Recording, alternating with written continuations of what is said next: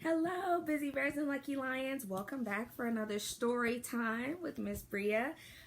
Today's theme at Miss Helen's is superheroes, and all of my students know that I love the Marvel characters. I grew up watching them. I love the cartoons. I especially love the movies, and we've had many conversations about my absolute favorite character, which is Iron Man, because he's so smart and he's a superhero who saves the world, and he's a mentor to the younger version of Spider-Man. So he has so many different qualities that make him a superhero, and I can definitely relate to that, as I am a teacher, I'm educated, and I mentor little kids and teach them. So that's my favorite character, is Iron Man. And we're learning about pizza this week in kindergarten. So I am reading The Princess and the Pizza by Mary Jane and Herm Och. Let's get started on that. Princess Paulina needed a job. Her father had given up his throne to become a wood carver and moved them to a humble shack in a neighboring kingdom. Since the kingdom was still learning, his carvings didn't sell, and Paulina's garden barely kept enough on the table. Paulina missed princessing, and she missed walking the peacock in the royal garden, surveying the kingdom from the castle tower, and doing the princess wave and royal processions.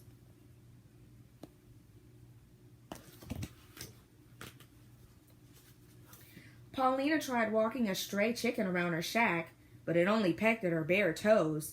Surveying the kingdom from the shack's leaky roof made even more holes, and she tried princess waving to the townspeople from her father's cart, but nobody bothered to wave back. They just thought she was swatting at flies.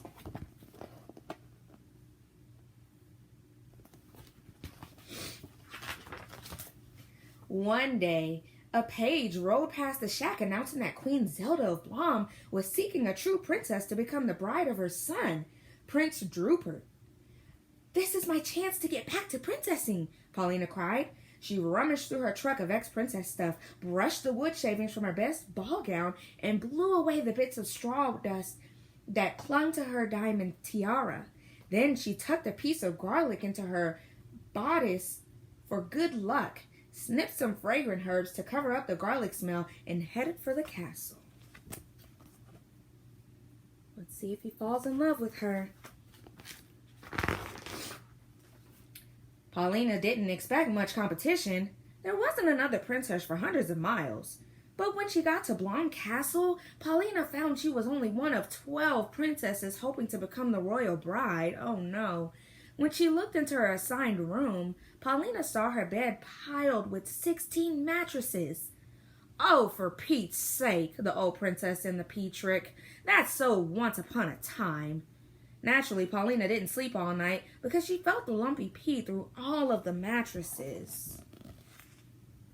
So she's used to this and she doesn't like it. When the 12 princesses gathered in the throne room the next morning, the 7 who looked bright-eyed were sent home. Now only Paulina and 4 other sleepy princesses remained. First, they were made to write essays entitled "Why I Want to Have the Gracious and Exquisitely Beautiful Queen Zelda for My Mother-in-Law." Princess Drupert and Queen Zelda finally appeared on the balcony. Queen Zelda did all of the talking. "Congratulations, ladies! You have written some lovely essays, which I will keep in my scrapbook. And you have all passed the mattress test. But to make absolutely sure you are of royal blood, there is a second test. Only a true princess can wear these glass slippers." "For Pete's sake, you never heard of sneakers?" Paulina asked. Queen Zelda gave Paulina a sharp look. "Nobody said you had to hike in them. Just try them on." She seems a little mouthy, doesn't she? Let's see what happens next. After the royal page made his way around the room with the slippers, 2 big-footed princesses were sent home. Now only Paulina and 2 others remained. One was followed around by 7 strange little men, and the other had such a long braid dragging behind her, Paulina kept tripping over her. "For Pete's sake, you never heard of scissors?" Paulina cried. Queen Zelda glared at Paulina. "You all have passed the second princess test. Your final task is to cook a feast that proves you're worthy of being my dear Drupert's wife." no. What do you think she's gonna make? She might make some type of pizza, I believe. This set up a well among the princesses, especially Paulina. For Pete's sake, you have no royal chefs? She wondered. Silence, said the queen. The table holds the making for 3 fine feasts. Choose well, for the winner will become my dear Rupert's bride. As Paulina started for the table, the long-haired princess tripped her and then loaded up with food. By the time Paulina got there, the 7 strange little men had run off with everything but some flour, yeast, water, 3 overripe tomatoes, and a hunk of stale cheese. Hey, that's not fair. Queen Zelda, will you help me? No, said Queen, because you have a big mouth. Oh no, what do you think she's gonna make with those ingredients? They took all of the stuff.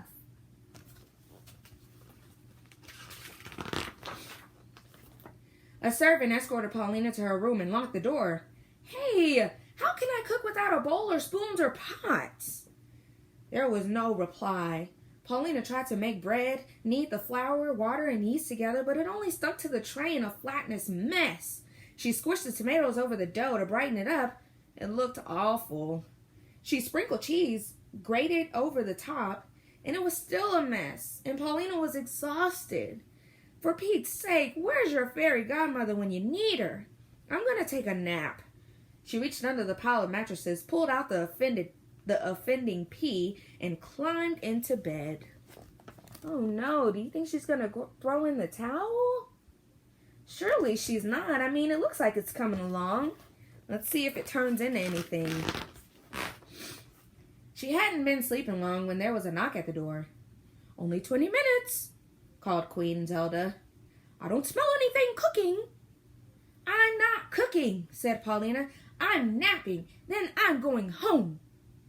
You're not going anywhere, said the queen. The losers will be beheaded. Paulina sat bolt right up. Beheaded? You didn't tell us that.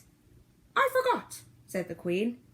Can I have a second chance? How about I try to spin straw into gold? Or maybe I could guess a weird little man's name? No second chances, declared the queen. But that's not fair, Paulina cried. Who needs to be fair? I'm the queen. Oh no, what do you think she's gonna do? She doesn't want to be beheaded. Beheaded means she's gonna have her head chopped off. Paulina leaped out of the bed and ran to the window, but it was an unbelievably long drop to the ground. The meal was her only hope. She rushed the tray over to the fireplace, stirred the few remaining hot coals, then crushed her garlic and sprinkled it over the mess for good luck. Finally, Paulina tossed it on the herbs to cover the garlic smell. Ooh, looks like it's coming along. Let's see. Paulina paced back and forth, planning her escape. Perhaps she could make a deal with the long-haired princess to climb down her braid. She didn't notice that the goopy dough had browned into a crust, and the tomatoes were bubbling. The hard bits of cheese had melted, and the fragrance of garlic and herbs filled the room. A page opened the door. Time's up. Paulina took a deep breath and carried her tray into the great dining room. She looks like she's worried.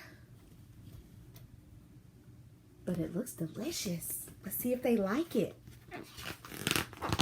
Remember, this is in the olden days. This takes place back in the day when there were princesses and princes.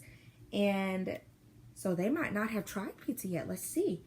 The other princesses had made lovely feasts, especially the one who had the 7 strange little men to help her. Princess Rupert went right to Paulina's tray. It's not pretty, but it smells scrumptious. He helped himself to an unusual, generous piece. What do you call this dish? Paulina shrugged. I don't know. It can be an official entry into the contest if it doesn't have a name. Oh, for Pete's sake, said Paulina, muttered. What's that? Snapped the queen. Pete's what? Remembering the beheading threat, Paulina frantically tried to think of a name. It's Pete's, Do you think she's going to come up with the name? She says Pete's. Sounds a lot like pizza. Pizza? Said the queen as she took a big bite. Odd name, but it's tasty. The winner is Paulina's Pizza. You mean I won't be beheaded? I was only kidding about the beheading, said the queen. Then I was only kidding about wanting to marry Prince Rupert. Who needs him? I have other plans. Will you leave your recipe? Said the queen. No way, said Paulina. It just became a family secret. She headed for the door. I liked you best, whined the queen, following closely behind. Oh, for Pete's sake, muttered Paulina as she stomped across the drawbridge. Ah, so the queen ended up liking her. And her pizza. So do you think that's where the name pizza came from? Pete's sake? Princess Paulina's Pizza Palace opened a few weeks later. It featured unusual carved furniture and 50 kinds of pizza. Every Thursday on the royal chef's night off, Queen Zelda and Prince Rupert came to Paulina's for popcorn pineapple pizza. That sounds interesting. They often stayed to play cards with Paulina's father. Ooh. Remember, he's a single man too, just like the queen. From then on, whenever Paulina drove her pizza delivery cart through town doing the princess wave, everybody waved back and ran after her, asking about the day's special.